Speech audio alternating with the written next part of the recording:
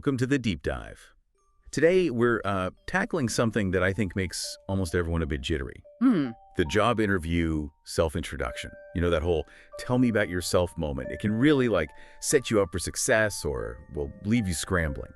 We've actually found some great, really concise material for this one, and our mission today is to pull out the most impactful bits for you, give you that shortcut to a confident intro. Oh, absolutely. Those first few seconds, maybe a minute, they're just so critical. It's not just filler, it's your prime chance, really, to show you're confident, what you bring to the table, and just make a connection, getting it right.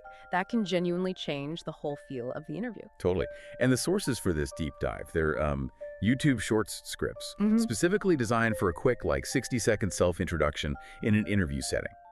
What I think is brilliant about these is how they boil down advice into these really tight, actionable steps.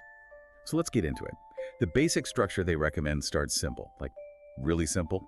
A polite greeting, good morning, for example. And then it jumps right into the facts. The script suggests, my name is your name, I'm from city name, I have completed my graduation in your subject from university name. Pretty straightforward, right? No messing about. Yeah, it is straightforward. And, starting with those basic facts is actually quite strategic. Oh yeah, how so? Well, think about the interviewer. They need context, fast. Giving them your name, where you're from, your degree, it grounds the conversation immediately. It provides these clear, concrete details without overwhelming them right at the start. It's kind of like giving them the key coordinates before you show them the map. Reduces their mental load, lets them tick those basic boxes. Okay, I see. So it builds that initial factual baseline. Makes sense. But then it shifts, right? The sources move into what feels like the more dynamic part of the introduction. What comes next? Exactly. This is where you pivot from just facts to, your value. The scripts suggest lines like, I'm a quick learner and I enjoy working in teams. And also, I have experience in skill or field and I'm excited to grow with your company. Right. Quick learner, enjoy working in teams. Those sound good, but are they just buzzwords? Well, they can be if delivered poorly, but strategically, no. Quick learner tells them you're adaptable, you have that growth mindset, which is, huge these days. Enjoy working in teams. That speaks directly to cultural fit, collaboration. It's not just about skills, but how you apply them with others. And the excited to grow part. That shows genuine interest, not just in a job, but in this company, this role. It's just commitment, foresight. So these phrases, they're deliberately chosen to hit those key employer desires. Adaptability, teamwork, enthusiasm. You're framing yourself as an asset from the get-go. Got it. So it's the content, but then there's the delivery. The source material really hammers this home too. It says, speak with a smile, be confident.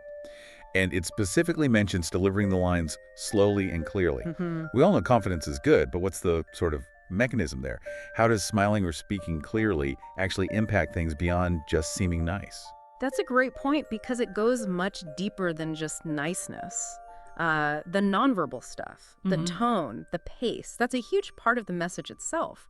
Confidence isn't just a feeling, it's projected through clarity, through a steady pace. When you speak slowly and clearly, it signals control, preparedness. And the smile, a genuine smile, not a forced one, actually triggers a positive response in the listener. It builds rapport, subconsciously makes them more receptive. It's like a nonverbal handshake. It creates warmth before you even dive deep. Okay, so it's actively shaping their perception, not just decorating the words. I like that. And the final tip from the source is super practical. Practice this 2-3 times before your interview. It sounds obvious, but I remember early on I'd either wing it or sound like I was reading my own resume aloud. Stiff. These shorts make it seem easy, but that practice, why is it so vital? It really is vital. Practicing, say, 2-3 times, or even more until it feels natural, it does a couple of key things. First, it builds muscle memory. You're not scrambling for words under pressure. The script becomes like second nature. Yeah. And that directly reduces anxiety. When you're less anxious about what to say, you free up your mental energy. You can then focus on delivery, on actually connecting with the interviewer, maybe reading their reactions a bit. It shifts from recitation to actual communication. You sound more authentic. Yeah, less like a robot, more like a person they might want to work with. Precisely. Yeah. It lets your personality come through, grounded in that prepared structure. Okay, so let's quickly wrap up the core takeaways for you listening. We've got this structured 60-second approach. Starts with the basics: name, city, education to ground it, then moves into those impactful statements, highlighting key skills like being a quick learner or a team player, and showing real enthusiasm for the company.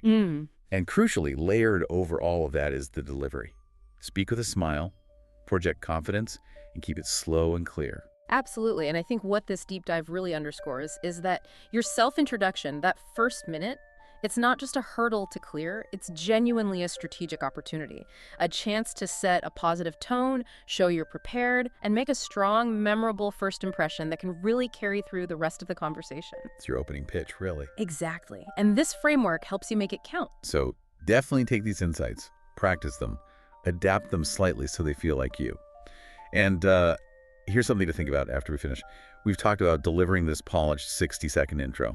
But how could you take it a step further? How might actively listening to the interviewer's very first reaction, maybe a nod, a slight shift in posture, a quick follow-up word, allow you to subtly adjust or build on that strong foundation? How do you turn that prepared intro into the launchpad for a real dynamic conversation right from the start?